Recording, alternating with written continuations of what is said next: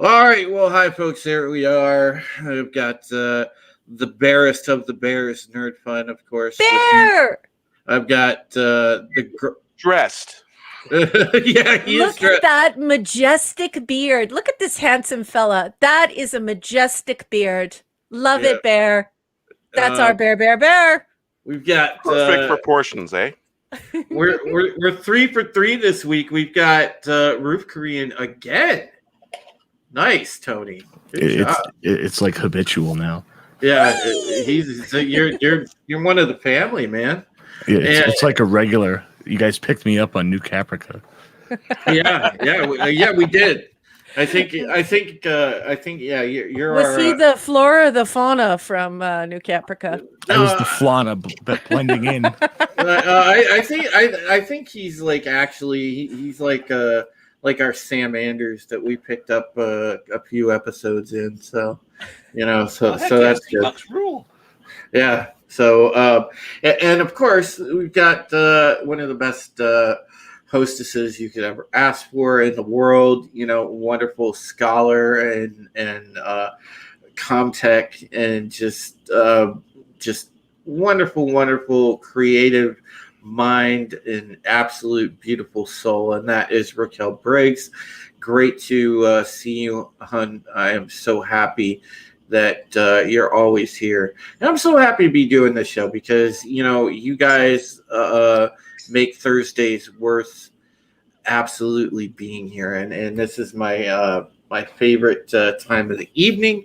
I love doing these episodes, and tonight's episode, by the way, guys, is Collaborators, and boy, we're still in a thing now where we're in kind of a situation where life is imitating art.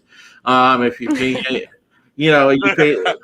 pay, paying anything close to attention to current events, then the whole theme of tonight with the whole forming a secret tribunal and going after supposed collaborators. Wow, where have we seen that movie? Especially today. There was some breaking news today, but this show is not about politics. However, Drew and I will be appearing on Comics Division after this show, where we will totally hash out all of the politics. Yeah, we will. Yeah, that's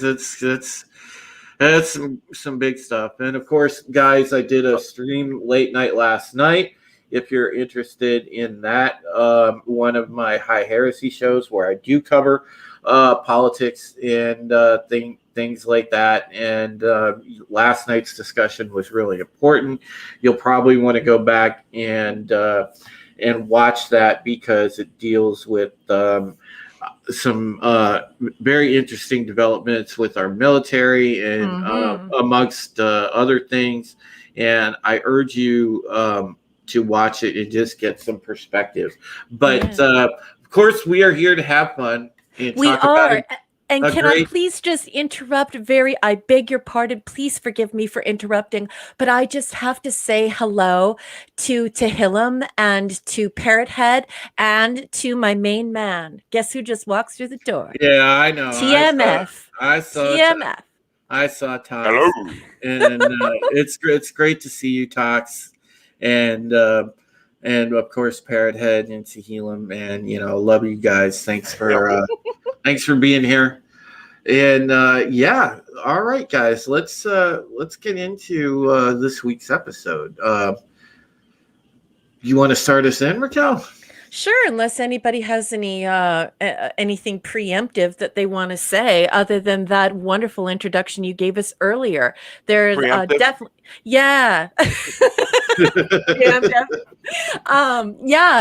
lots of connections here with the present day and ripped right from the headlines. And if that's all people want to preface this with, then we can get on the go if you'd like, Drew. Well, let's go. All right. Season 3, Episode 4, Collaborators. We open on a scene with a bound and hooded Jammer. He is being led down the launch bay tunnel. It's the core of the resistance. They throw Jammer to his knees and read out a judgment of his crimes as a collaborator to the Cylon Council. His part in the death squads. He's all hissy and pissy, not contrite at all. His conviction without a legal trial continues. The new Caprica resistance has formed the Circle, a group including Ty and Anders that finds and kills collaborators. Jammer has a change in attitude when this becomes clear. He's been implicated in the death squad killings of at least 23 humans. Ty is merciless. Jammer whines about his purported helpfulness. Jammer pleads with Galen to let him go in lieu of Jammer saving Callie. Quote unquote, saving Callie. Connor isn't having it. Jammer and his crew killed women and children. One of those kids was Connor's. Connors asks if saving Callie, if true, makes up for murdering little children, including Connor's son. Ty presses the chief. Galen draws himself face to face with Jammer. Jammer confesses. Chief says Jammer isn't absolved of his crimes. The Circle sentences Jammer to death. They space him, and he pinball ricochet jams right out the launch bay tunnel and out into space. No one waves goodbye to this mass murderer, child killer Jammer. In fact, they're all nearly in tears. Connor's son was 7 years old. Anders isn't pleased and says, this isn't what I signed up for. And that's the opening scene. Any thoughts on the panel or in the chat? Obviously, I was very gleeful when Jammer got blown out the airlock. But do you like how he ricocheted? It was like I wanted to sing Pinball Wizard. Yeah, it was rather pinball-y. Yeah, it was pretty nice. But yeah, I can understand where Anders was coming from, and of course, we are actually as civil citizens of our collective countries. Most of the time, we're used to a very fair system of innocent till proven guilty, and you do deserve a trial no matter what. If you are accused of something, and representation, these guys have no or at least Jammer has no representation, right? Yeah, and so I understand, and also I thought that the Anders' reaction was very, very human, and probably more of the reaction that most honorable people would have about that. Use the enemy's toolbox, become the enemy. Yes. That's simple. Oh, it's so good to have Bear here with his big, deep voice and his great ideas. I just want to tap on the brakes of this careening car for a second to say that Don walked in the door. So I'd like to welcome Don. Thank you so much for coming. And Emperor of Corruption. Oh, yeah. Great to see you, Don. Is that Merkel? I'm not sure. That's why I skipped right over it and just went to the Emperor of Corruption. Merkel, Emperor of Corruption. I dig it. Toxic Man Flu. Yes, Toxic Man Flu is the best. Nullified. Hey, how you doing? Yeah. Thank you, Parrot Head. Hey, Parrot Head. Roof Kareen, how you doing? You're here in the panel with us, and you're chatting too. Yeah. Yes. Multitasking. Yeah, yes. Oh man, last week I was about multitasked out. I'm telling you. Roof Korean, what was your take on the first sequence? Well, I'm really glad they gave us a couple episodes to really hate Jammer leading up to this. So they kind of planted the seed so that you would not feel so bad as he's spaced and yeeted out into the atmosphere. Yeah. So, I mean, going off of that, you get a couple episodes that kind of dislike him, and then he proves a point that, hey, was his son, saving Callie, but you did kind of have a hand in the murder of children and other innocent people. So there's that. Well, they were all innocents, right? So he killed a bunch of women and children, and I right. think the couple of men. What was the breakdown on that? I forget. Does anybody have that on hand? But it was like it was mostly women and mostly children out of the 23 people that he killed.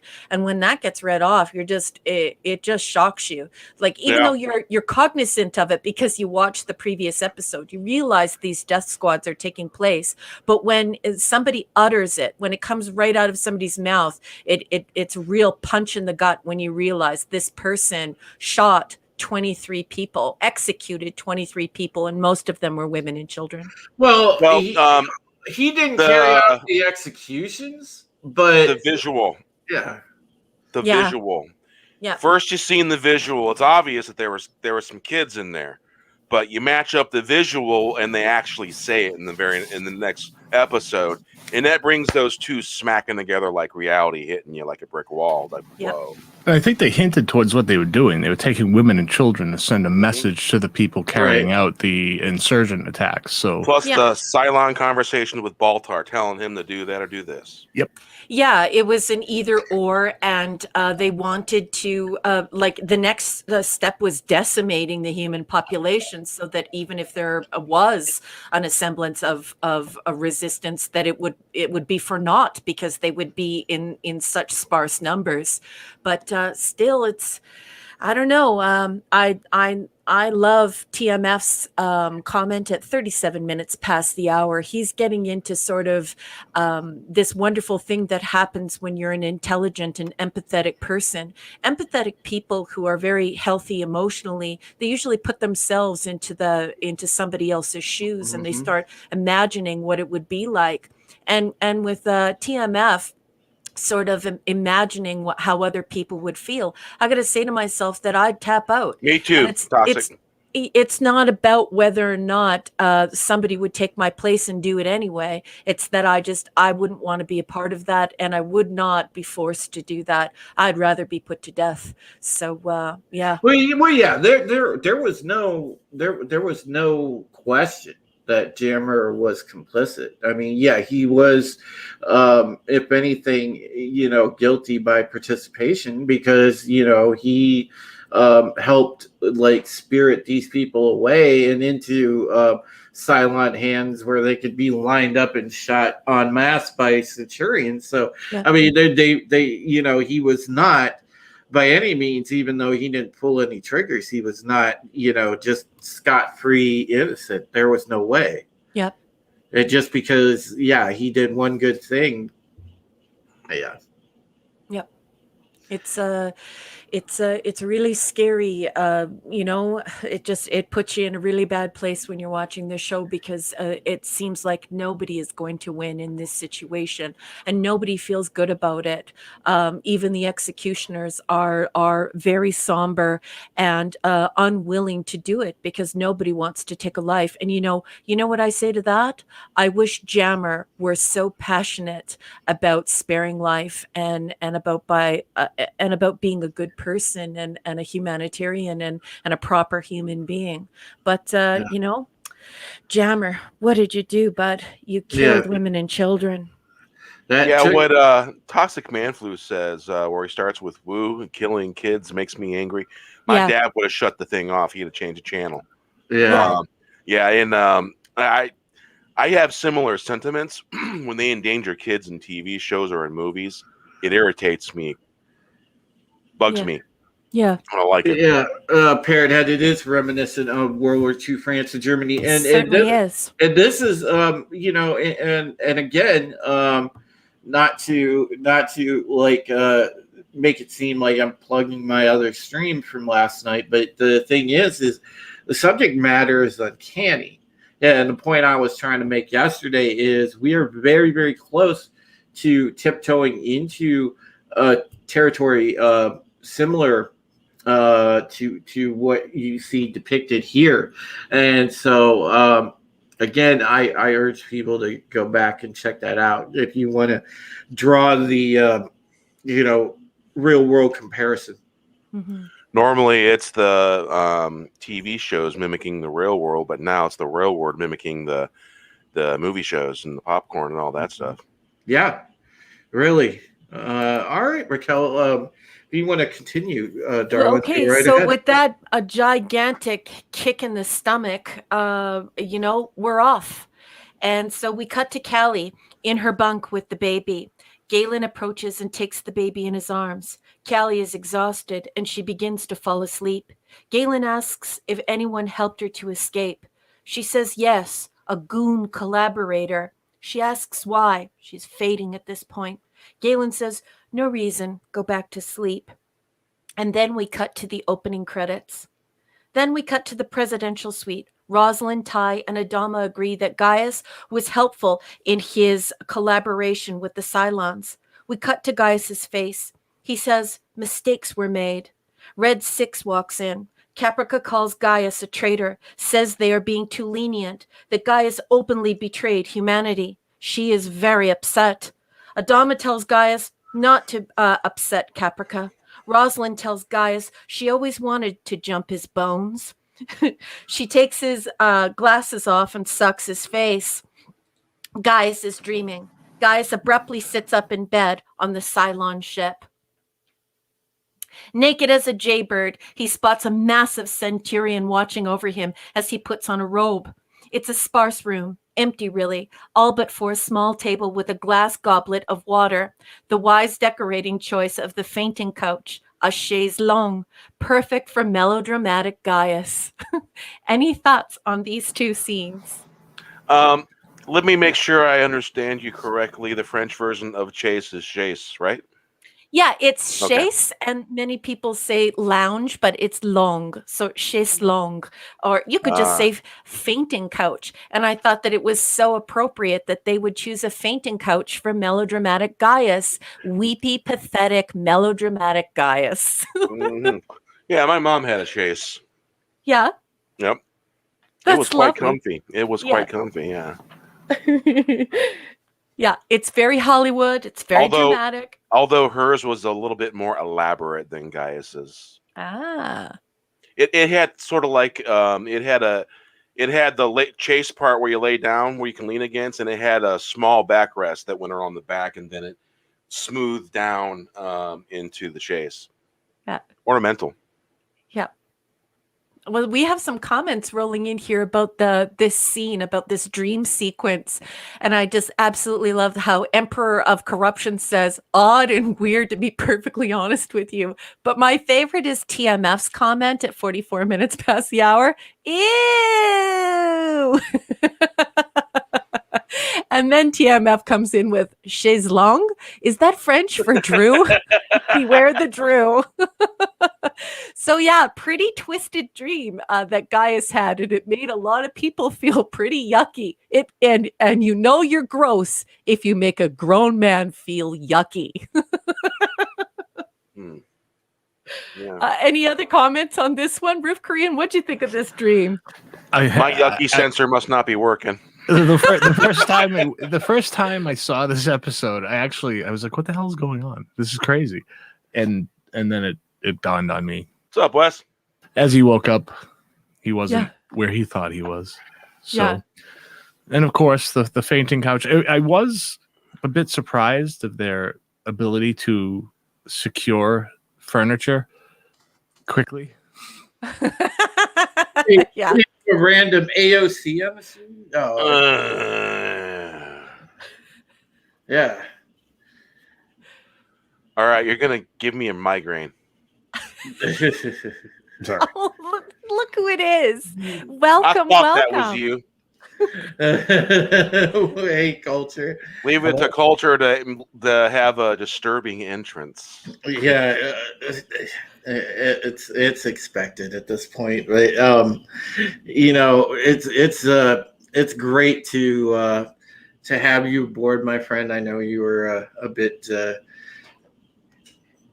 detained. I was kept after school. Justin didn't like the way I presented my homework assignment. And Wes Moody just walked through the door, everybody. Hail, say hail Wes. Hello, Wes. And we're asking, who is that? And I don't think this person is being facetious. So without further ado, could somebody please introduce the illustrious guest we call CC? Yeah, so Absolutely. If you guys don't know Culture Casino is a wonderful, wonderful person and a great member of this community and a great friend. So, it's always awesome to have Culture on the panel. And oh, by the way, we got a couple of videos in the bin that I'm going to edit and post on this channel. Completely different from the stuff that we have been doing. So I'm all kinds of excited about that.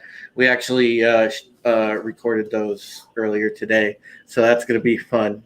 I can't wait for those because, man, those actually were really fun to make, Culture. So thank you. Yeah. I think so. There's so about the music that you need to have him on for one of those as well.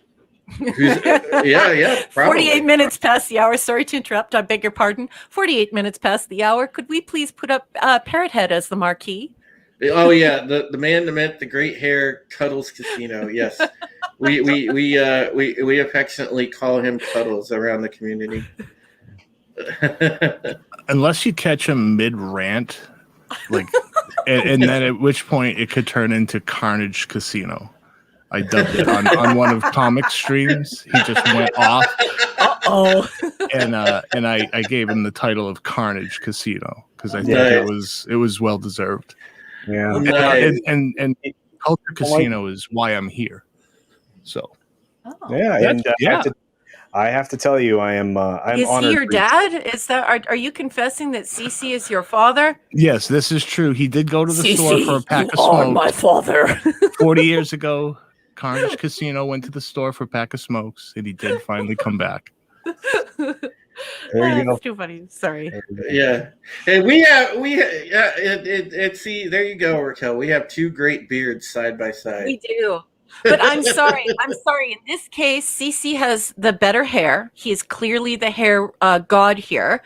But Bear has a majestic beard. That is beyond a good beard. That is a beautiful beard. That is a majestic beard. Yeah. That is premium beard.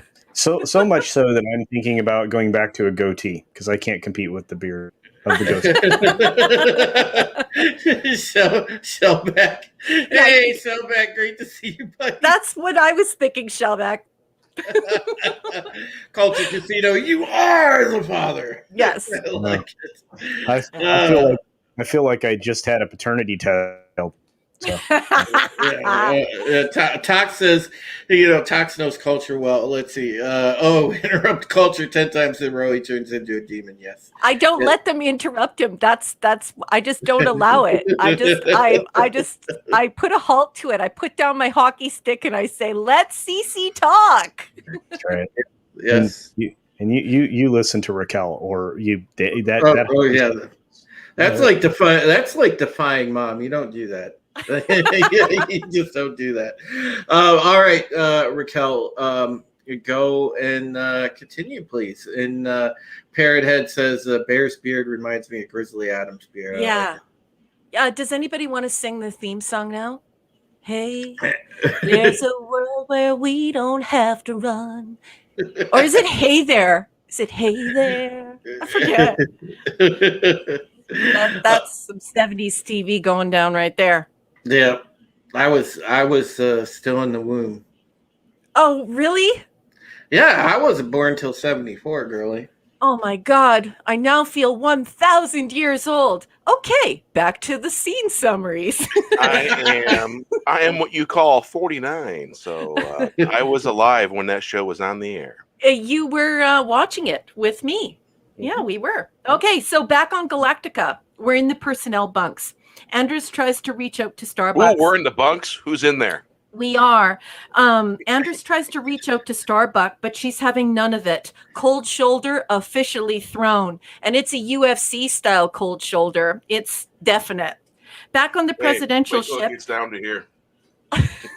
Back on the presidential ship, Zarek and Rosalind discuss his ascension to the president official. Zarek goes off about how he'll nominate Rosalind as his vice president and then immediately resign so that Rosalind would become president again. Rosalind says it's all a little too easy and asks Zarek to reveal his actual plan. Zarek goes into a dialogue which reveals that Adama would never back a Zarek presidency, and the cooperation of the military and government is essential to their fragile situation. Zarek does suggest that he won't muck around if Rosalind promises to make him an active part of the government. Rosalind commends Tom Zarek for standing up to Gaius Baltar and nearly being killed for it back on New Caprica. He's won a molecule of Rosalind's trust. She tells him they need courage. Rosalind offers Zarek the vice presidency. Zarek is tickled pink. He accepts. They shake hands. Any thoughts on this for the panel or to the chat? Well, I think that we suspected that if the humans made it out of their situation down there, that this whole sequence between, Laura Rosalind and Tom Zarek would wind up with something like that. I remember when the story arc had first aired, I sort of saw that coming. I was like, okay, this guy's angling for something. Well, here you go. This is exactly what he was angling for, was to find a different way, an alternative path, if you will, but to still, the end goal was to be near the government and have some sort of power. Because one thing that you kind of know already about Tom Zarek's character is he is most definitely at home being a power broker, having some sort of power. And he definitely was angling for that, even if at the time he was doing something, quote, noble. Yeah.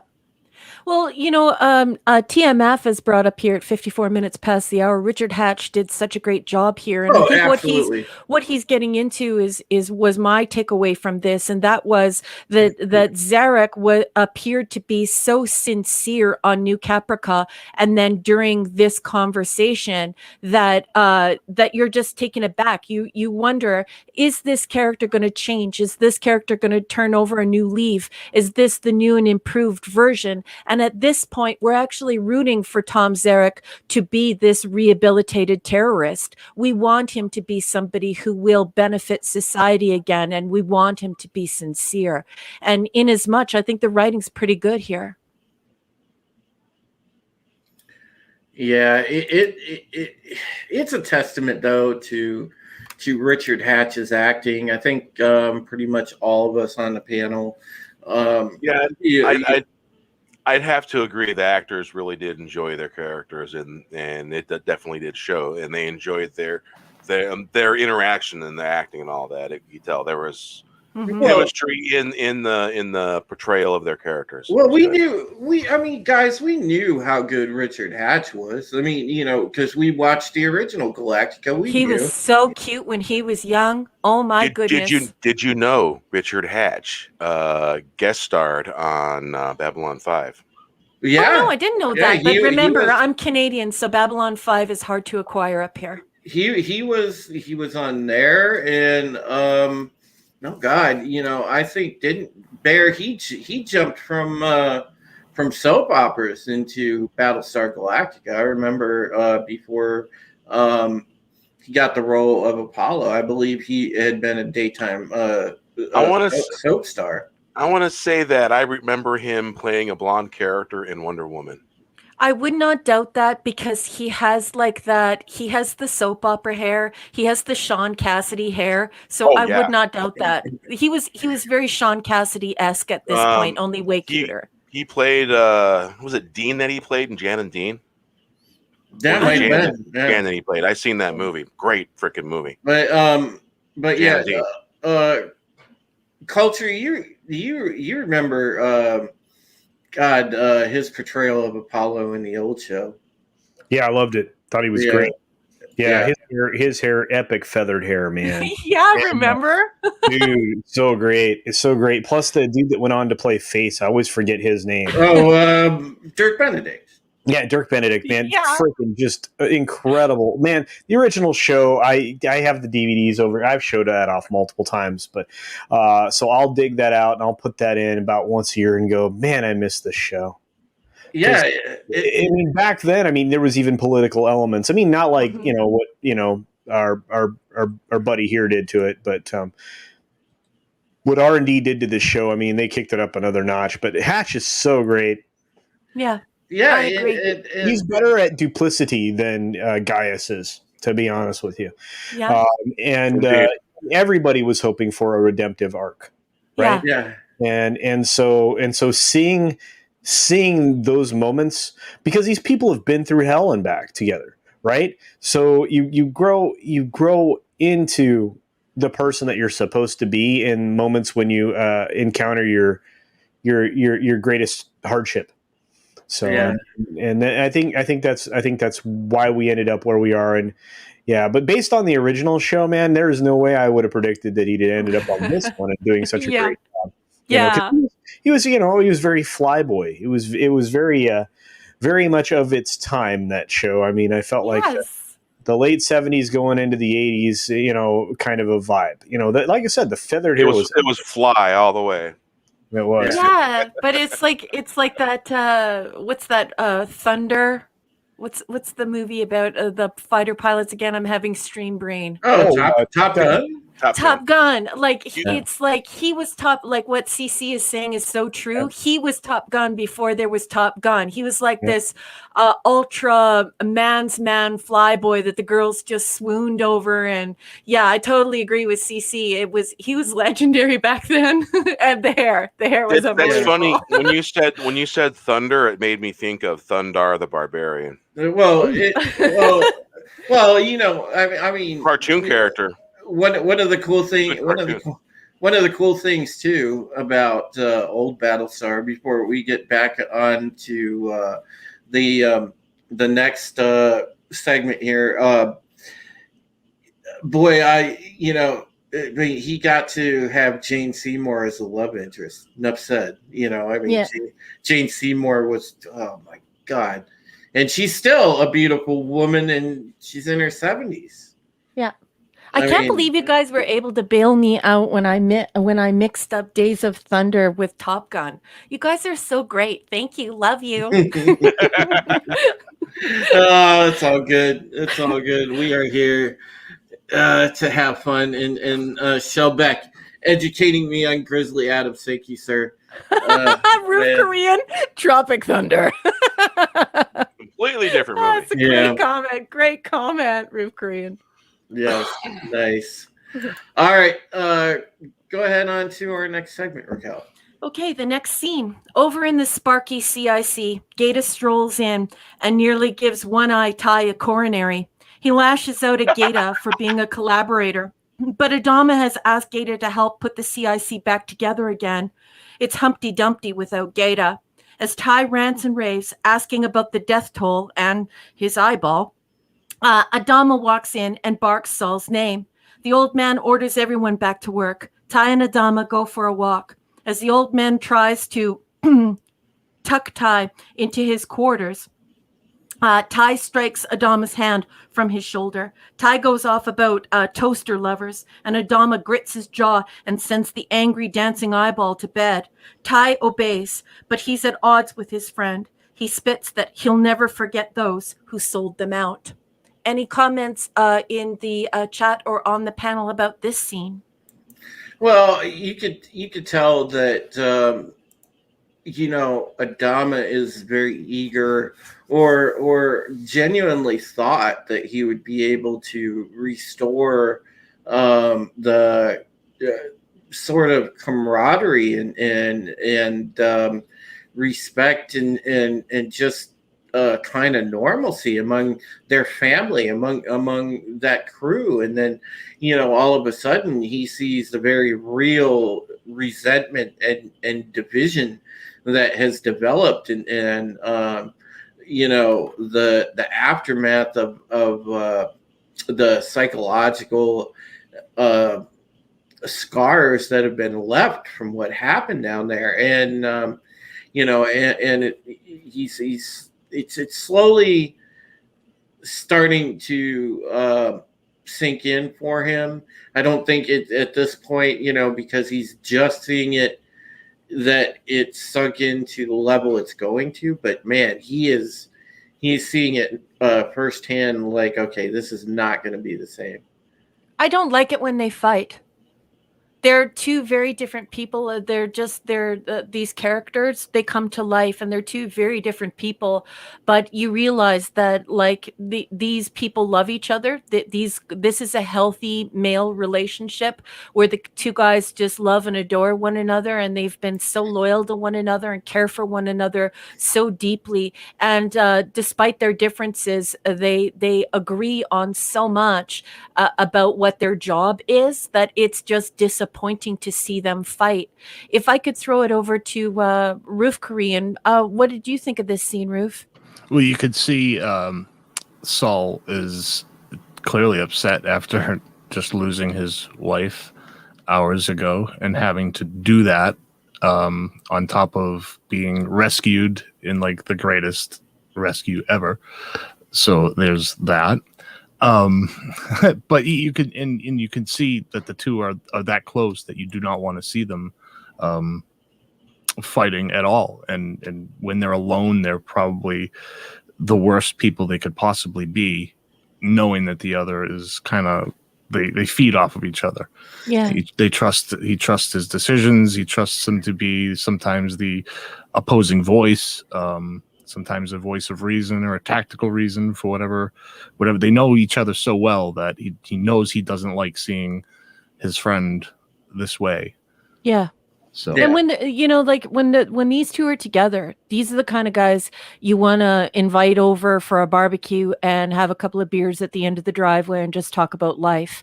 These guys they're such great friends, and I just love seeing them together, even though they're so different. So yeah, I hate watching them fight.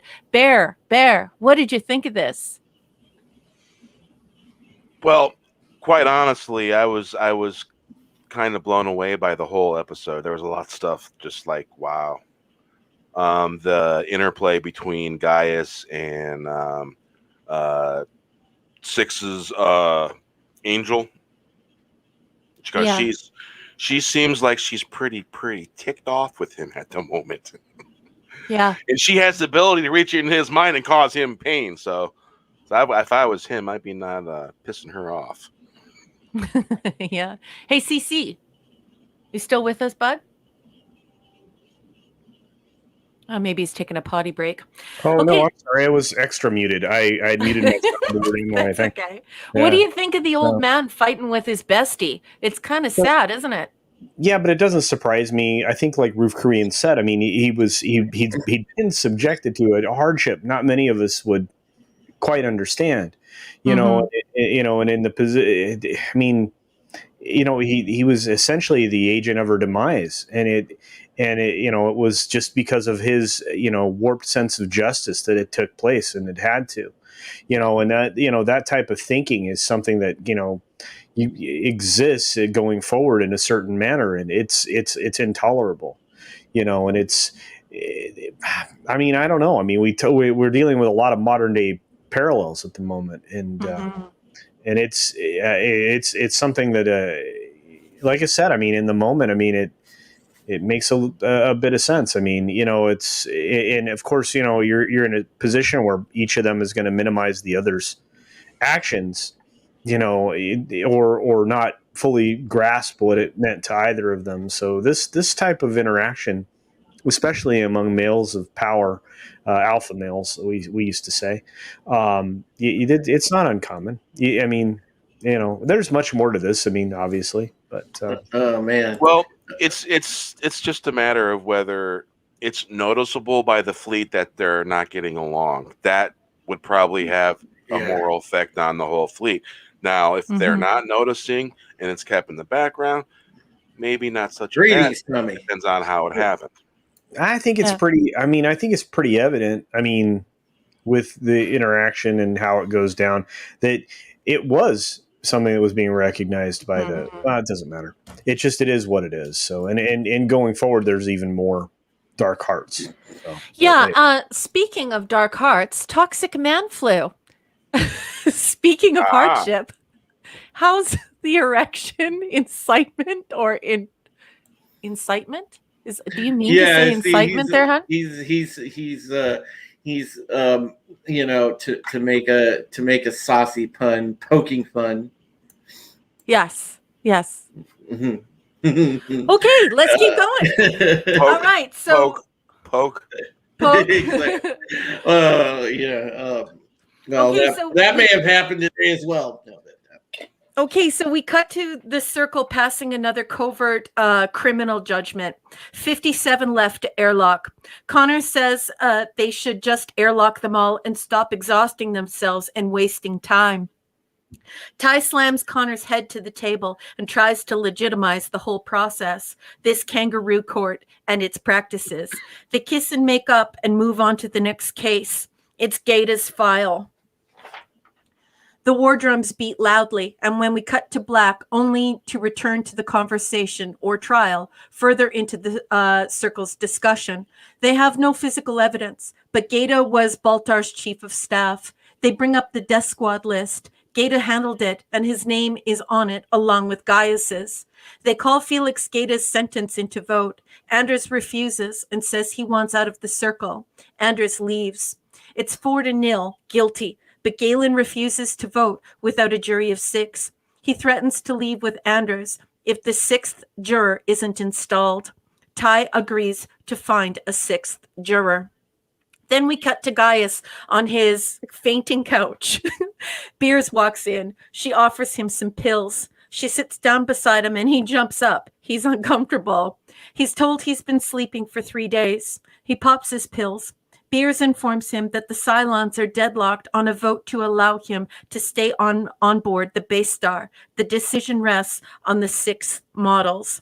So really cool here that we have back-to-back scenes of these trials that are taking place as we try to figure out who is on whose side. Thoughts in the chat or thoughts on the panel on these 2 scenes? It took the Cylons did decide that Gaius was not an orc, so he did move faster than the trees in the Lord of the Rings. So that part we skipped over, but it was quick. So, Drew, any thoughts on these 2 scenes, sir?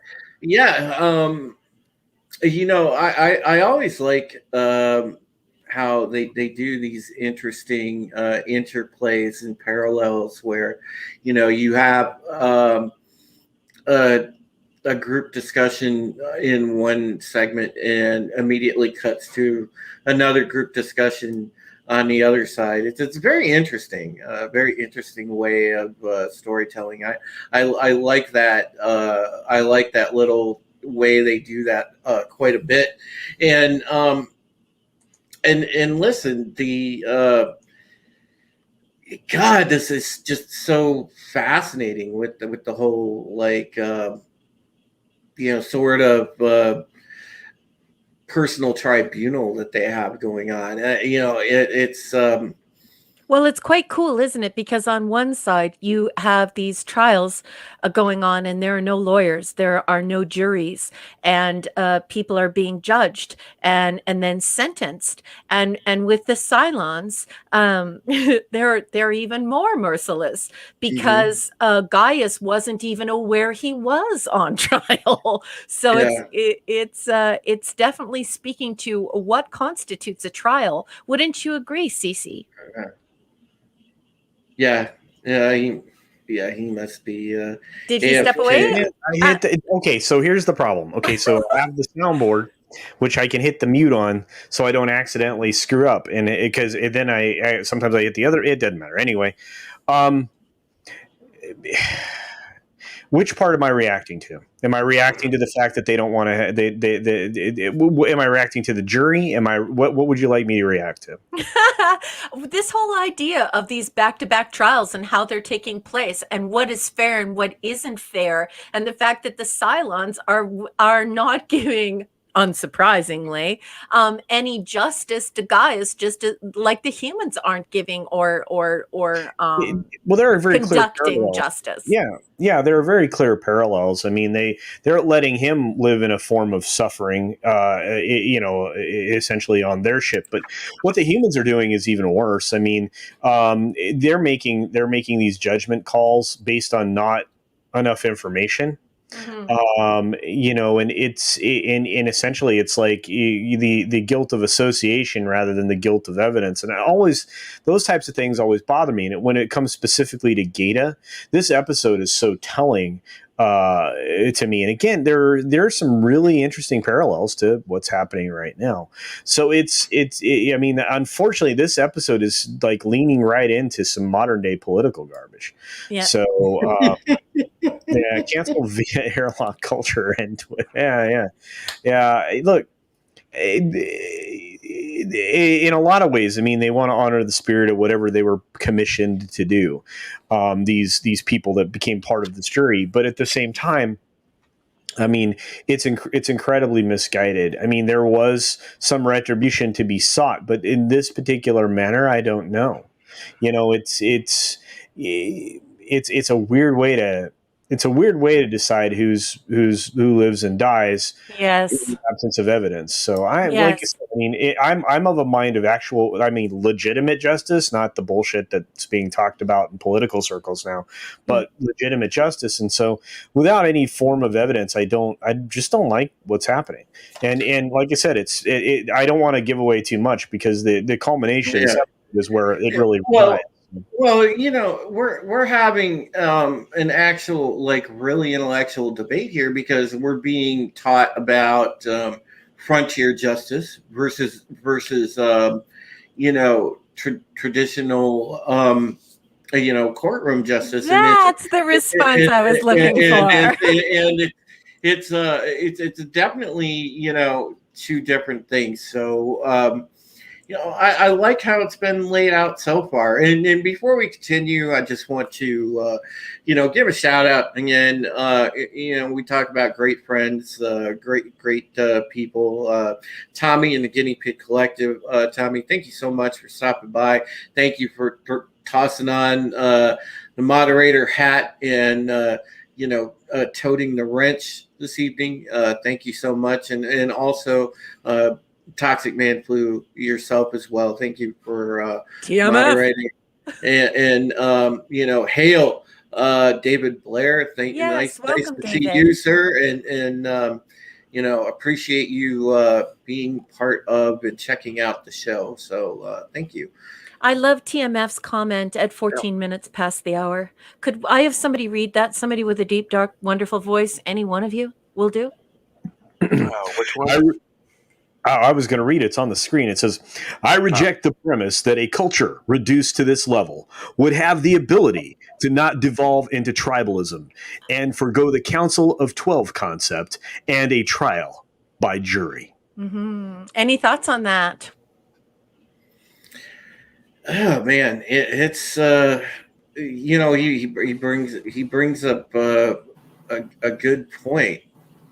I mean, it's Council of 12 as in a committee that accomplishes nothing?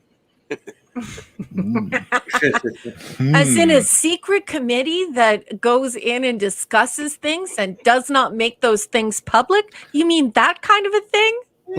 Like an impeachment of your character trial? Maybe a secret committee? So yeah, this show's got it all. I mean, yeah, Jesus, man. Maybe that's Kitty cat with the longest whiskers gets through the pipe the easiest. Maybe what we need to do, guys, for those of you that are American in the chat, maybe what we need to actually do is just get Congress to watch this right now. Or you could just move to Canada. You're not doing real well up there. Yeah. Yes, we are. No, dude, Trudeau. That's all I have to say. One name, Trudeau. Oh, we can't allow this to go political, but you have to remember that we have a completely different political system up here. So the area that I am from is far right, very far right, and it has a provincial government as well as a Right. federal government. I would that's if I ever moved to Canada, I would live in Raquel's neighborhood for real. I think No I way. think a lot of you would really enjoy Alberta and Saskatchewan. I think Hey, a lot of I've you been would to really enjoy. northern Saskatchewan. Yes. It's Yeah. like Texas. You guys would love it. It's Texas of the North. I was up in It's Cree country. Oh, Toxic Man Flu. Oh God, I love you, dude. You mentioned one of my favorites. Year of Hell. yeah. Oh, Hey, man. we covered Year of Hell on my channel. Yeah, that's a great episode. Great episode. Probably the best episode. Part 1 and Part 2, I believe. Yep. Probably the best 2-part episode of Star Trek Voyager, arguably the entire run of the series.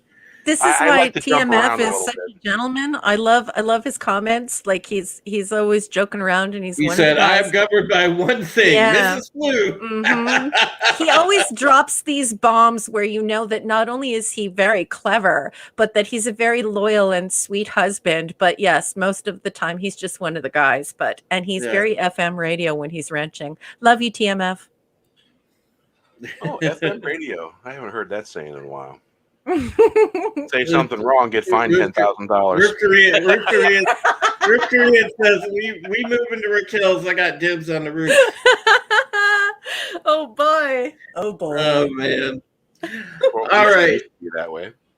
All right, let's go to the next segment. Let's boogie on along. Okay, so we cut to Chubby Lee having a meeting with his dad. Reports of missing persons are pouring in. The missing are confirmed survivors. Now that's key here. They're confirmed to have come back onto Galactica. Jammer, well known among them. 13 folks have been spaced by the circle. And now people have started to notice.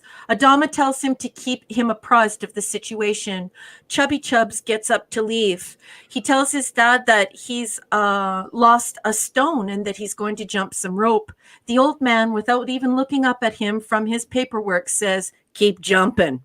Lee leaves, looking like his puppy just died.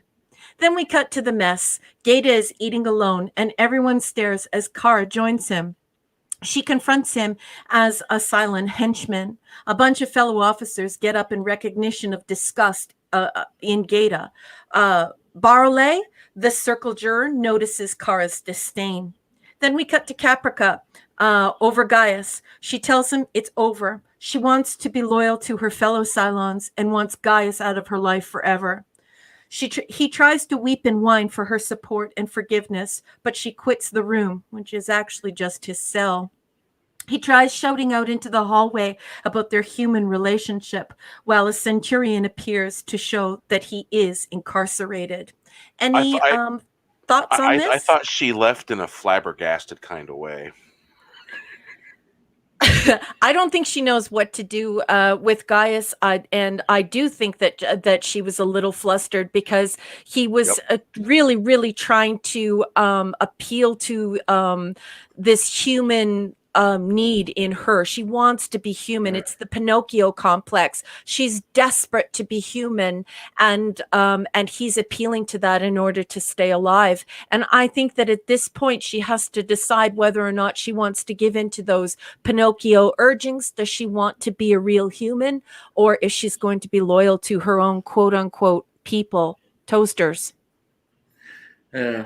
Oh man, the chat's been great. So Toxic Man Flu said, "I am scared of Mrs. Flu. She is a better shot than I am." And then he said, "Roof Korean in the trees, Tox in the swamp. We are covered." There are no swamps here. It's just forest and mountains. I jumped a rope once. So no, what's interesting is you see the interplay here in that little exchange in the cafeteria between Starbuck and Gata. Mm-hmm. And oh, by the way, Raquel, that was Celix, Lieutenant Celix. Was that Celix there? Yeah, that was Celix. You go up to the X-ray, and do you know that it doesn't even show in the X-ray? Yeah. Well, it's easy to confuse her and Barrelay because they kind of actually do share a resemblance. Yeah, So and yeah. the crappy X-ray doesn't help. I blame Amazon Prime Canada. Yeah. But yeah, it's very very interesting. But yeah, I thought that whole thing, you could tell that Kara had a lot of pent up rage and everything. She was pretty broken from the whole like Casey mindfuck. Yeah. So yeah, she is definitely not herself. She is arguably right now pretty fucking psycho.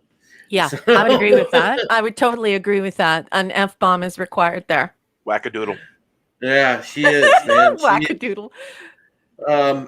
Do you guys have anything to add before we go along? Culture or Ruth? Back on the Cylon ship, I thought that Caprica almost, or 6, was at least seeing something happening between Deanna and Baltar. Like she was almost suspicious that something had changed, and you can kind of see it developing. She almost like looks at those two together and is like, what's going on? Something's weird.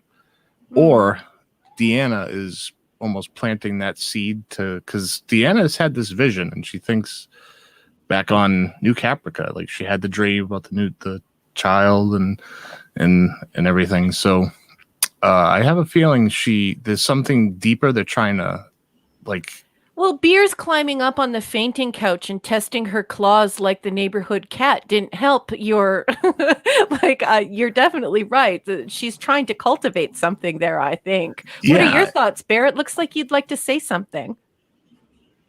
No, continue. I'm listening. Oh, okay. Bear just had that look like, yeah, I would never turn Lucy Lawless down. Well, she climbs all over the fainting couch and she's stretching out like a house cat and testing her claws out on the upholstery. So I could definitely see how Tony would be like, wow, Beers, settle down. Yeah, I'd be like, well, you're technically kind of the enemy, and is this a James Bond moment?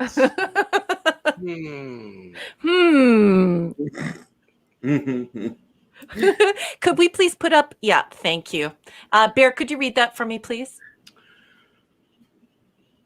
I think she was looking for a Sagittarian disco stick.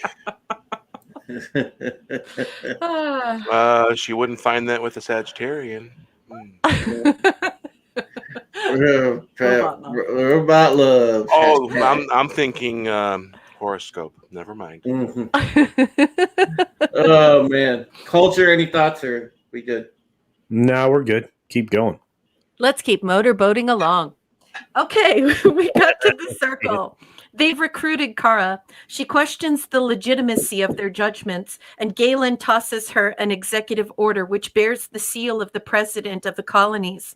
Kara is incredulous, but clears her throat, and they proceed. She sees the execution list. She votes him guilty. Anders walks in. They talk privately. They argue. Carr tells him that if he doesn't like it, he can frack off. Then we cut to being back in the room with the circle. Ty reveals the height of hypocrisy in Anders. It was Anders who insisted that Ellen must die, that Ty was supposed to kill her himself because she was a collaborator. Ty rightly says, there was no mercy for the Swirling Town bicycle, his wife Ellen. So why does Gata get off? Thoughts and comments on this scene? Wow, like lots going on here. Yeah, there is. I mean, wow. Well, this is Kara moving through her stages of grief. Yeah, but for me, yeah, that's super important. But what blew me away is how wonderfully Ty just lays out Anders' hypocrisy. And we don't want Anders to be in the wrong, but he really is. They were merciless when they made Ellen drink from the poison chalice, and they had no feeling. It wasn't. It was nothing. Ain't nothing but a chicken wing, I think the American saying is. And then here they're acting as though every single choice is so weighty, and so it seems like everyone's life meant more than Ellen's, and I think it really hurt Ty. Well, when Kara says she needs this, and she needs, she had a lot to deal with, and she needs this to him. Yeah. She's at a different point. So people who've been through traumatic, like I think Anders is past where she is right now, and he wants nothing more to do. Like it's out of his system. Yeah. Like they're each of these characters are dealing with something in their heads, and at this point, Anders is no longer there. Now he's seeing human faces again. Like, but Takara, she's not there yet. She needs to almost go through this. So, yep. And these other people that are part of the tribunal are almost doing the same thing, where they're starting their clutches of humanity are starting to come back as you could see. Yeah, which is funny because Anders has military training, but Anders is like a sports guy, an athlete, and Kara is a trained pilot, and she's trained in the military of significant military rank. So you would hope that she would react better, but I mean the wound is just too deep. I think the mind frack that happened with the toaster tot just put her right over the edge. I think she snapped her crayons, and we see that in the next scene because we go back out into the hallway with Anders and Thrace, and Kara like literally breaks up with Anders. Then we go back in the room with the circle, and they try to sway the chief. He begrudgingly says, "Fine, he's guilty." And then we go back outside the room with Anders, and he gives Kara back her dog tags. Starbuck is touched. They passionately embrace. They kiss goodbye. This is a terrible end for them. And at one point, she even says that she wants to punch him in the face. It's she's definitely snapped her crayons. Not good. Any thoughts on the snapping of the crayons? Well, I mean, look, there a lot can be said, and it has been said already, in that, every single one of these people has been through an immense amount of hardship. Yep. And at a certain point, some of them have probably PTSD to a certain extent.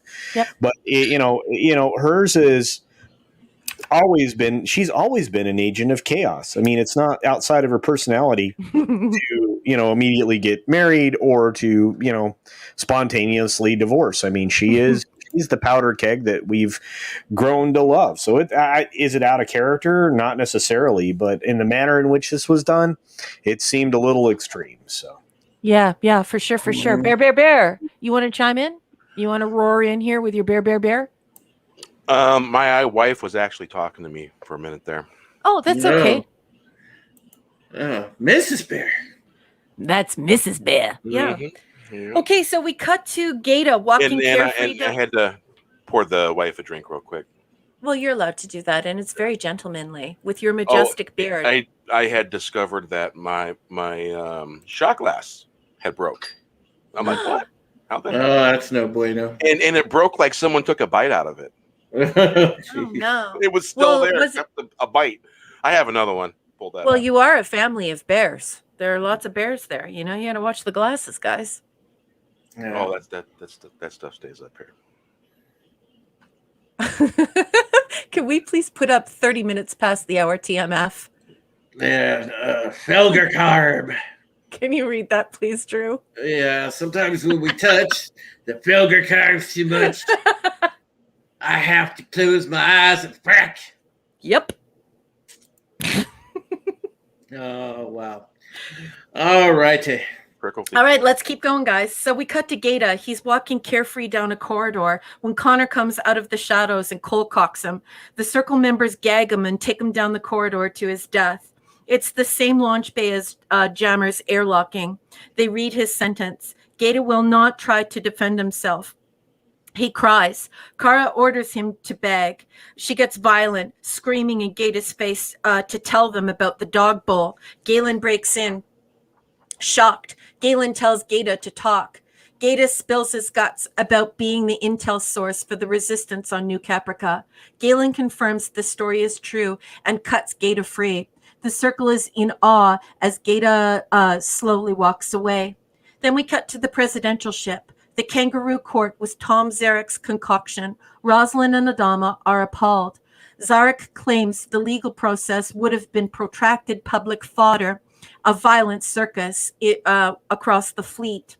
We cut away to the outside of the presidential ship, only to return to Rosalind being sworn in as the president of the colonies.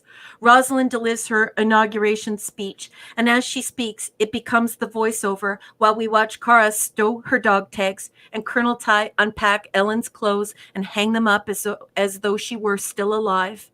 It's a speech about justice versus revenge. The voiceover continues as we go to Gaius on the base ship. Caprica delivers Gaius some actual clothes, but departs his cell without contact. Rosalind issues a general pardon of reconciliation. She urges people to be compassionate and courageous. Admiral Adama is so impressed, he starts a standing ovation. We cut to the mess with a soaring, hopeful music. Galen takes his seat beside Gata. Everyone is back in formal, pressed military dress. Healing has begun. And that's the end of this episode. Well, I want to kind of go back when Rosalind's talking and she's talking about the pardons and stuff. Did you notice that little cutaway to the base ship and just that look that Caprica 6 gives Baltar during it? And I'm just like, damn, she gave him like that look like, you son of a bitch. Well, in a way, she's going through the same thing as Kara, only kind of in reverse, because she's trying to connect with her humanity, and Kara's trying to cut her humanity away so she can be ruthless and get these collaborators and this whole thing out of her system, but then winds up exonerating someone. So it's though this trial is going on inside of her about what's humane and what isn't humane, and at the same time, you have Caprica wondering if it's high time for her to be a Cylon, a skin job, or if she needs to hold on to this dream to be more human, her little Pinocchio dream. Plus, on top of what's going on with her, she's having a conflict with what the old man taught her. Yeah. That's a good point there. Yeah, yep. Absolutely. There's confliction because of the fact that, being a part of that family, she has been taught better than that. He did set a better example for his officers, and just especially for Kara and for Lee, and his other late son, and her being involved in their family personally, he held her to a higher standard. And right now, she's just in this rut, this psychotic break, and we're gonna be here for a while, because you see the way that the episode ends, guys, and it's and you can tell that this is a temporary resolution. So you get that sort of the way the episode ends, you get that false sense of hope, but you can also really see that this is nowhere really near resolved, but it more of a temporary resolution. Yeah, let me paint a parallel for you. That character that Kara was portraying at that moment. They took that character persona, and she played a character in Call of Duty Black Ops that is practically the same character. Only that character went nuts. Oh, wow. If I could just redirect the conversation, I beg your pardon. I'd like to throw it over to Cece because he actually turned his camera on. So I just wanted to give him the floor because if he has something to say, I sure would love to hear it. Cece? Well, no, it's just look. I mean, the moments with Gata are the most telling, right? Mhm. When somebody Okay. takes the opportunity to listen to someone else. Mhm. In this particular circumstance, Gata was resigned to the fact that he was going to die and didn't feel the need to even defend himself because, in his own knowledge, he had done the right thing. Mhm. And it was only because of the actions of another that he rose to the moment to tell them what had happened, which, Mhm. honestly saved his life. But at the same time, it revealed to the others that they were pursuing the wrong path, which Yeah. should have been obvious to anybody from the outside. But when you have a vendetta or a grudge, Mhm. you aren't always exercising the best thought processes, Yeah. and so in that position, when somebody's under that type of an influence, especially after all the hardships that every single one of them endured, again, it's irresponsible to judge anybody too harshly, even the people who are a part of this council, this Mhm. circle. The circle.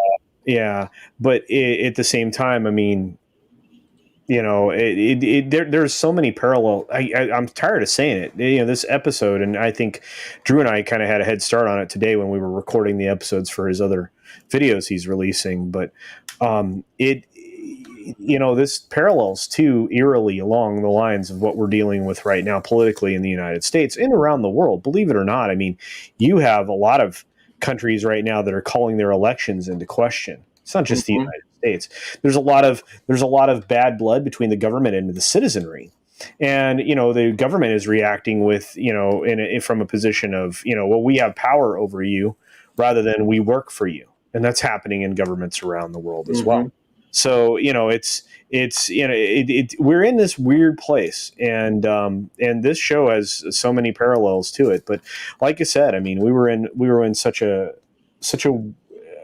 this the thing with Gata is probably one of the most telling moments in the entire series, Mhm. when you have to recognize that we all we all want to contribute to the common good, and sometimes we're misdirected, or we're pursuing the wrong path to reach that goal. Of Well, course, idealism got him there. He didn't have bad intentions. It was his no, idealism and just this desperation to keep his society alive and to start anew on a planet.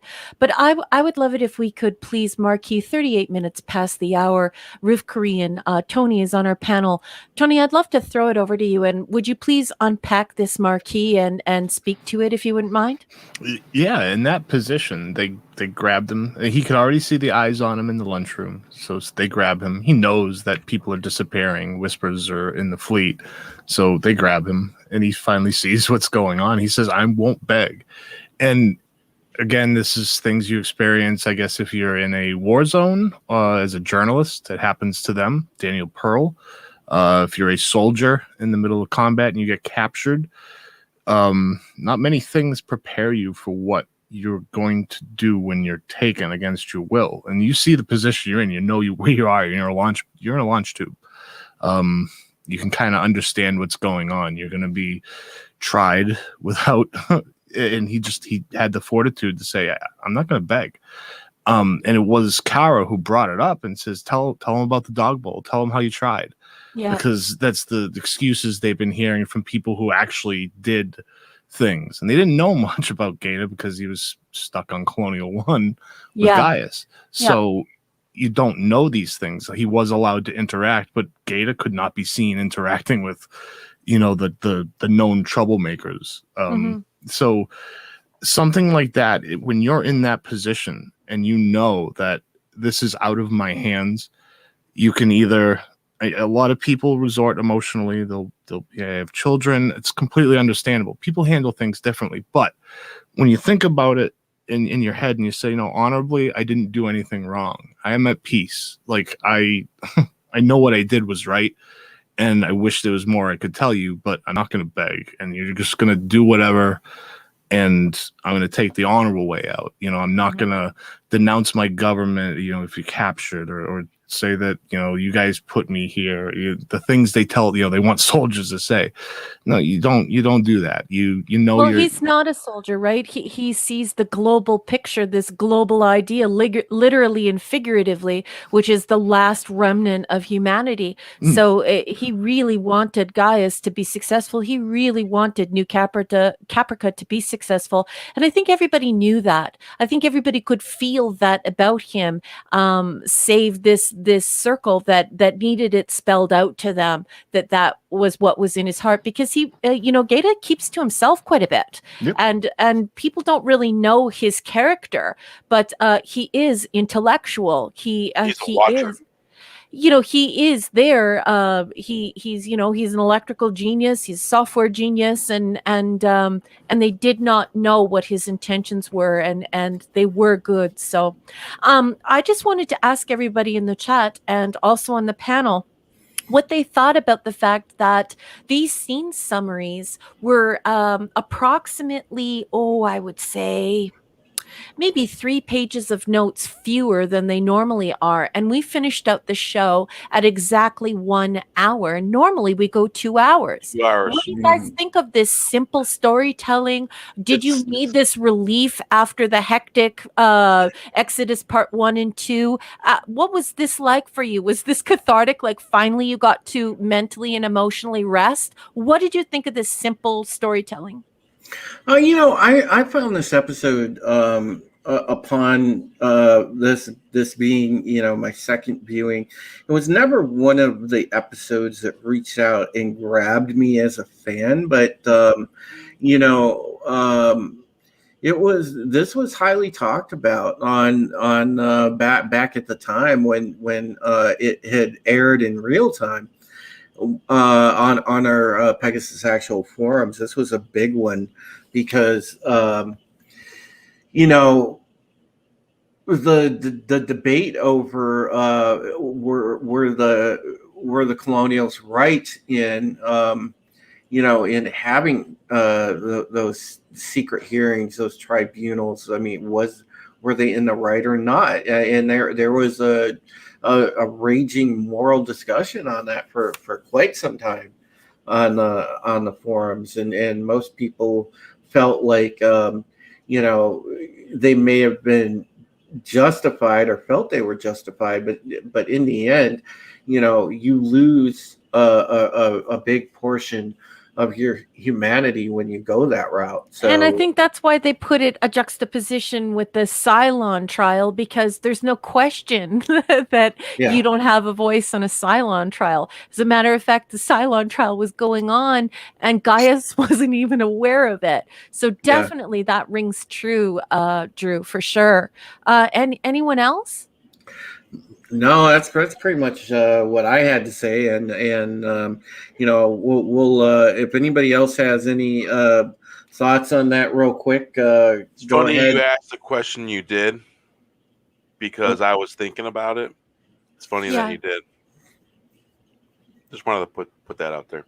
Yeah, but how did you feel about it, sweetheart? Did you think it was a wise choice of the writers? Because you're going through this craziness for Exodus 1 and Exodus 2, and it seems like you can never catch your emotional or intellectual breath because there's so much going on. So perhaps maybe the audience needed this time to reflect on what was being politically said, and also just some time to catch their breath. What do you think of that, Bear? I think it's true. I think they're the believable reaction that you'd be watching after something like that. You'd have to have breathing space. Yes, exactly. And the stories and the dramas that come along with that breathing space, because some using alcohol, some doing this, some doing that, some fighting, some's doing sports real hard. They're all doing it. Yeah. But it's all going to come out. All right, Roof Culture. Any thoughts before we move on to giving it a score, and then we'll close out? I liked this simple, direct storytelling process in this. I think that we did benefit from the way that it was done. This episode definitely felt troubling to me when I watched it the very first time. And if you get a show that actually has you contemplate right and wrong, just from being in the just having the ability to have different observational points, I think that's a win. And like I said, it's very thoughtful. You don't see programming done like this very often anymore. It's incredibly rare. It's even with very linear storytelling for the most part. This was good. And you're right. We through this really fast, and for that exact reason, it was just a plain, direct, wonderfully told story that, again, you found yourself really thinking about. Probably the best way to say it. Time travel was involved. Tony. It was a very simplistic, quick, cut and dry episode, but it's a setup episode. It's your bridge. It's to take you from New Caprica to set literally the course of the rest of the seasons. This is the political housekeeping episode, and I think coming up you have an emotional housekeeping episode, I think, coming up. So I think this is the cleanup to set it on the path now that they have the direction, their goal to go on for the rest of the show. That, and probably the actor who played Jammer, I think his contract was up, so they needed an out for him. Mm-hmm. Let's not forget there's going to be there'll be a vacation episode in there somewhere. TMF, did you write that at 43 minutes past the hour? Yes, he did. Well, can I have one of you deeply voiced gentlemen read that very respectfully? I have faced down the howling of the storm. I set my jaw as the rain cut my face like glass. I have stood up to the greatest foe I will ever face. My own fear, I will not give in ever. Well, that's lovely. I think that's very good. Nice. See what I mean? He tries to pretend like, he's just some guy you shoot pool with at the pub, but there's a lot going on with TMF. Intelligent, wonderful person. Thank you so much for that. And I love that he calls himself a whiskey poet.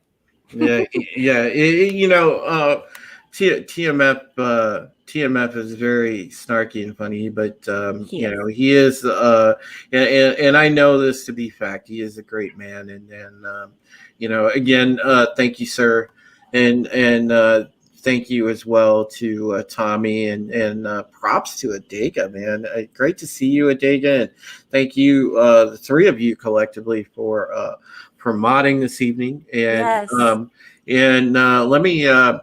Let's go ahead and go around the panel, and we'll score this real quick and plug our stuff. And we are going to bring the proceedings to an end tonight.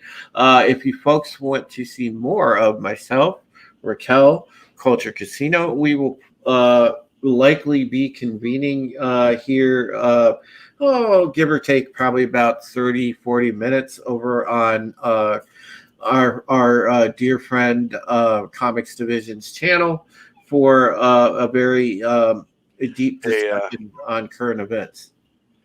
Let me say something real quick. Tox, if you want me to use that in a song, I will do that. Yeah, I like that actually. Yeah, that is song worthy. Yeah. Well, at least get a screenshot of it, I already got it. Okay, good. Don't lose that, because we have a whiskey poet on our hands. It'll be gone before you know it. Yeah. All right. 44 songs in my music list now. And Tommy, man, now actually. Tommy with the timing, dropping Comics Division's link in the chat. Thank you so much, sir. Appreciate that. And all right, well, we'll go around and give a score. I'll start really quick for myself. First watching, I rated this episode around 6.5, 7. I'm raising that upon second watching to 7.5. I thought the episode was good. There were some there were some things where it lost me a couple places, but for the most part, I was pretty happy with the way it went. And it did present some interesting moral dilemmas. And for that reason, I will give it the 7.5 score. All right. So on to Raquel. I am happy to see us return to these core characters, the core actors. I enjoy it so much more when we're talking about and watching the core characters. So this was great for me. I really enjoyed it. I would not have called this episode Collaborators. I think I would have called it Justice and Power, because that's what we're really exploring here. What is justice and what is power? And and the relationship between justice and power. So Well said. I'm going to go ahead and give this an 8.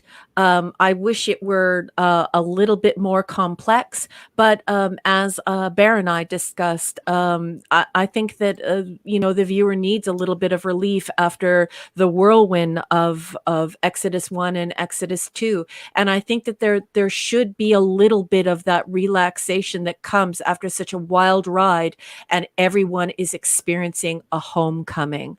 And so, I'm going to say solid 8 on this one, folks.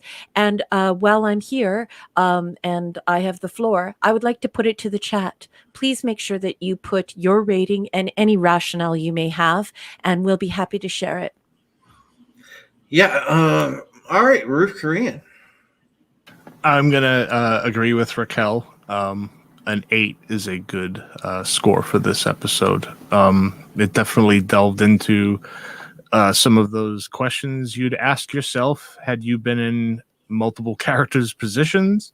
If you were in Zarek's position, and a way to really bring justice to people who deserved it. So it just so many things they ran through that it was great episode all around. Yeah. Toxic Man Food chimes in with his thoughts. 8 of 10 toaster tots. Make my blood rush with the thirst for blood, and then question if I had gone too far. Love you, TMF. What a great rating and what a great rationale. Love your thoughts. Thank you so much for sharing them. All right, Mr. Bear. Well, I would say it probably a slam dunk 9 for me. Okay. Nice. Wow. Yeah. And to that, whether it makes your blood rush and thirst for blood, and then question if you had gone too far. Well, I'm second generation on my dad's side, born outside the Highlands of Scotland. And if I could travel back in time and cut Longshank's head off, I would. Okay. Oh, yeah. All right. David Blair in the chat says 8 as well for him. Okay. And now can we just all yell like, CC, pick up that guitar and talk to me? The French did the same type of things to Collaborators. Yes. Very important historical point there, David. Thank you. Mm. I'm impressed with the Poison reference from Raquel. Yeah. Nice. Yeah, she was a Bret Michaels girl. I didn't like that band, but I think it's cool to just call you CC. I want to call you CC and Coke because up here, Canadian Club it's a good booze. I've had that before. You have? Yeah. I should send you a bottle because it's a great name. It is, and many a casino has served me a CC and Coke. Yeah. That's great. Nice. What did you think of this episode? So any other thoughts you have on this episode, CC? Yeah, so I'm going to fall right between Bear and both Ruth Korean and Raquel and give it an 8.5. It was really close to a 9 for me. I don't need complex storytelling. I need good storytelling. Mm-hmm. And I think that this was efficient and good storytelling. There were a couple of elements I think I would not have included in the episode, but that may have come down to editing. So overall, I really enjoyed it. Again, I mean, my favorite thing was, Kara doesn't get her bloodlust satisfied. Yeah. It's, and we didn't even talk about that. I don't think anybody mentioned it, but she was trying to get her bloodlust satisfied. She wanted to settle the score. as you said, because her crayons got snapped because of Yeah. right, or what the toasters did with the tot that was actually a human child. But Yes. it was one of those things, and I just absolutely loved it. And like there were so many opportunities in this episode to do something convoluted, and they just didn't do it. And Roof Korean's right. This is a setup for this episode and the following one. The next one and then the one after that even. So it's much of a bridge, and it does a really good job, especially when we start to see the schism that is developed between some of the characters, because it gets exacerbated in the next episode. Yep. So like I said, What? Exacerbated. Exacerbated. Yeah. Yeah. No, not stop it. Stop it. Parrot Head says 8 sounds about right. Could we marquee that, please? Sure. And like I said, I mean, it could have gone either way, 8 or 9, and that's why I said 8.5. I think we all think it was a quality episode, and again, I think so too.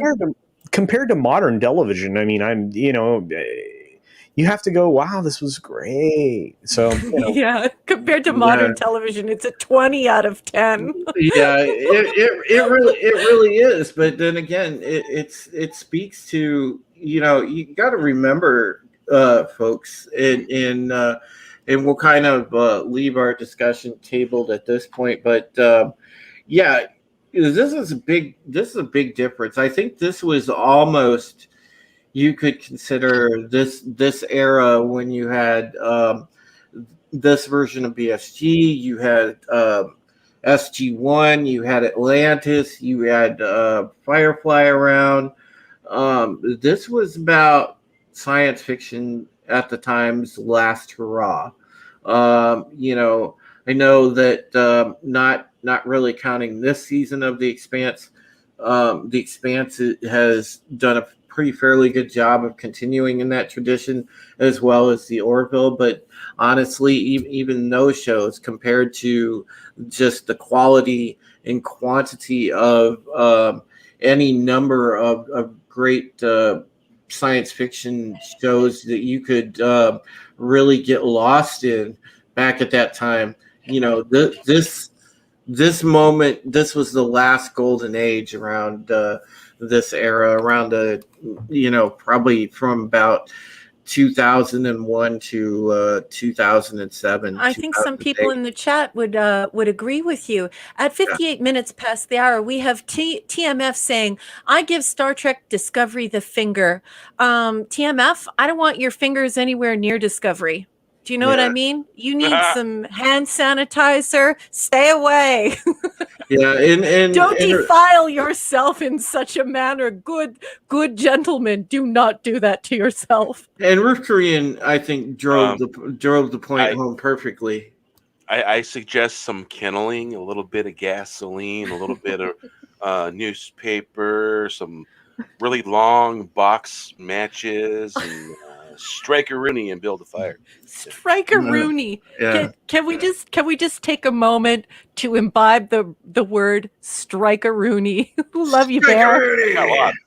Love you, Bear. Love you, Bear. Yeah, I give Star Trek Picard 10 out of 10 rectal exams. Yes. But honestly, just that last point, it's so wonderful to just see a television show that you don't have to sit there. And I find myself now, when I watch things, I'm like, oh god, where's the woke trap? How woke is this? And you never had to watch TV and ask those type of questions back then, because it wasn't about that. And that's what I think is the most refreshing about going back and examining something like this, because you don't have to worry about that factor. All you have to do is just talk about the show itself. And I miss those days. I really miss those days. Has Ronald D. Moore commented on the state of Star Trek at all, or even the state of sci-fi? Is there any interviews of him? Hey, Lady Miss just walked in. Yeah. Hey, Lady Miss. Been a while. How you doing? Yeah, great to see you, dear. Yeah, it's one of those things. Ruth Korean. I haven't seen anything where he's talked about it, but quite honestly, there's a lot of folks that work in the industry that just simply keep their mouth shut. They don't want to say anything, go on the record, or say anything about stuff like that because of the simple fact of things can be so easily twisted on social media now, and for those folks, if you don't seem to be in line with that narrative or follow the cult of woke in Hollywood, if you will, well, you're subject to being blacklisted and cost yourself opportunities at your livelihood and the whole nine yards. So it's a very serious issue for not only on camera talent but behind the scenes folks as well. So they really have to keep it buttoned up and not say much of a word now, and it's a shame because obviously as human beings we all feel you should be able to use your voice and be heard at any given time, and in Hollywood unfortunately that's just not the case. So it's just very nice to go back and be able to watch something that I don't have to worry about how it registers on the woke meter. And I just wanted to make that point. But even if you don't ascribe to the whole word woke or all of that, if you just take all of the politics out of it, it's really just any type of story that takes you out of the story with the way that it's conducting the story. So if your story cannot be immersive because it has an ulterior motive, and that is distracting or extracting in its design or ends, it's not pleasant, is it? no, it really isn't. It really is not, Raquel. All right. Well, we'll go around the panel here. Let everybody plug their different and various projects, and we will go ahead and say good night. So let's start with the awesome Bear Nerd Fun. Well, some of you have noticed that the Pantheon Hidden is up and viewable for your listening and visual pleasure. Yeah, make sure you check out Bear's music. Yeah. He puts together some very interesting things. There's good tunes in there. You're having a bad day, you're feeling down, go in there, listen to something. You'll walk away feeling lighter. Guarantee it. And TMF put that in the chat, guys, just so you know. His URL is there, so go ahead and click on that. Yeah. Yep. There is Bear's channel. Please subscribe and check it out. Thank you, Tox. Appreciate that. Yeah, and I'll work out. I've got some other little pros here and there that are just kind of sitting by themselves, and I'll work it into what you put out there. Wow, those you got all those ladies just hanging out there. Pros, you meant poetry. I'm not going to bite that. Prose as in words, like 3 words here, 3 words yes. there. Prose and poetry. Yes. Because technically the songwriting I do, it could be considered poetry. Because I write in prose form. I write in 3-word, then next sentence, and it's like song format, so that way when there's a break, that's 1 verse, break, 1 verse, break, 1 verse. Sometimes there's multiple verses. Depends on the interchange and the upchange and the way the song's going to go and take you. Nice. And I use the instrumental from the YouTube section, audio section, and finding the right audio for a song is very, very difficult. Sometimes happens just like that. Boom, I know that's it. And sometimes it's just gotta look until the right personality pops up for the song. Yeah. All right. So the late edition this Saturday, Wes shows up, and as you'll see, where's Final? Behind me there, Tommy. Where's Final? So we'll catch you on the late edition this Saturday. We may be talking about Babylon 5 or episode of Star Trek, either or, whichever is easiest. Because Babylon 5, that first episode, that's like a movie. It's an hour and 34 minutes. So chat without you wouldn't be a thing, and so you make it very interesting, entertaining. And thank you, panel. Thank you, Drew, for having me on. And be well. And you know what they say: just don't fall in when they're deep. And there might not be water there. Nice. Thanks, Bear. All right, Culture. Yeah, guys, thanks for checking us out tonight. Sorry I was running a little late. Justin Proper was holding me hostage over on his channel. But I came in on one of the best episodes ever, and I'm glad that you all were here to watch it, or relive it with us, not watch it, but relive it with us. And, of course, I'm a big Caprica 6 fan. The boss looks very much like this lady here. So I'm a very fortunate human being. I dig Cylons. They're kind of cool. In fact, I think I might prefer Cylons to humans right now, but maybe my experience right now is tainting my opinion. But anyway, you can check me out along with my buddy Drew and many other incredibly intelligent people who, just like to stand around and yell at parked cars. So you guys can join us in maybe 20 minutes or less. It's going to be a lot of fun. You might get some people in there that are amusing. And then there's me, I'm sorry, but I usually yell pretty good on that. I might say a bad word. It could happen. I'll shed my decorum and get dirty with the pigs if I have to, or I mean politicians if I have to. Anyway, you guys have a great night. I really appreciated being here, and thanks to each and every one of you and everybody on the panel. So if you're not subscribed to the lovely people that surround me, why? Have a great night. Also, just so everyone knows, TMF has put the URL to Culture Casino's channel. Please go over and check it out. Yeah, please sub to Culture Casino's channel, man. He puts out quality content, folks. And again, you get to see his smiling face. You get double the Culture Casino in the videos that I'm going to be putting out. And I'll be editing those down probably tomorrow and get them up on the channel. So that'll be great too. So again, big thanks to him for lending his time so generously today to getting those videos out. All right, Ruth Korean. I don't have a channel yet, but it's in the works. But I do want to say thank you guys for inviting me onto the panel again tonight. It was absolutely wonderful.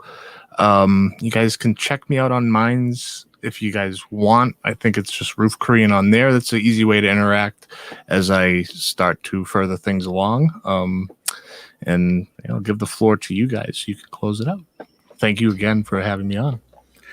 All right. Yeah, you can catch Roof Korean most times. He's big around the community. He's definitely in the chats. Yeah, I'm lurking in your chats on your roofs, keeping an eye on things. Yeah. Yeah, so the lovely Raquel Briggs. Take it away, dear. Well, first, I want to thank Drew for having me on the panel tonight. It's always a pleasure. I would like to thank our marvelous production team, known as Mods or Wrenches here. You guys are just invaluable, and you make everything so fun. You turn the chat into a community, and you help make sure that this show goes off without a hitch and everybody gets the information they need. So thank you so much to the Mods, especially my favorite TMF. He's my guy. I want to thank the chat. Thank you so much for your wonderful and engaging conversation. And we even had some really wonderful poetry tonight. So you guys are just great. I want to thank everyone on the panel for everything that you said tonight, and for just being here and just being great people who want to discuss this wonderful IP. You can find my published nonfiction list at academia.edu. That's a lot of textbook stuff. If you're not into the textbook stuff, but you like science fiction, you can find my stuff at amazon.com or on your Kindle device under R.M. Briggs. You can also see me on Saturday Night Star Trek on Clobbering Times. All right. Thank you so much, Raquel. You are lovely, wonderful, and indispensable. You are just a ray of sunshine, and really the cog that drives this whole show. You are the engine. I And love you it. all. Thank you. I love you all so much. Thank you so much. All right, folks. So it was another fun night here on Pegasus Actual. I'm so thankful for everyone on the panel for hanging out. Wow, Tox. Wow, Tox. Is that our extra? Can we please just show that as the extra? I think that Wow. tops the evening there. Top popper. Wow. Yeah, so as I said, some video content's coming up for the channel. Finally, I'm excited about that. As Raquel and Culture alluded to, you can catch us on Comics Division stream coming up here rather shortly in the next 20 minutes or so. So pop over on Comics Division's channel, check that out, and get the word out. Let folks know about this channel if you're enjoying the content, and we'll see if we can continue that little rise in the sub count. And for those of you that already are subbed and hang out and support the channel, appreciate you. Obviously, I'm not monetized. This is a small channel. If people ever want to help out, our version, I guess, of a super chat is, if you feel like hitting the PayPal link, go ahead. It's always appreciated and never required. I'm very happy with just folks hanging out and enjoying things. But thank you so much again, folks. And we will see you next Thursday for So say we all. Our next episode. Yes. So say we all. And thank you, David Blair, subscribing to the channel. You, sir, are awesome. All right. Oh, share we all. So say we all. So say we all, folks. Good night. Night.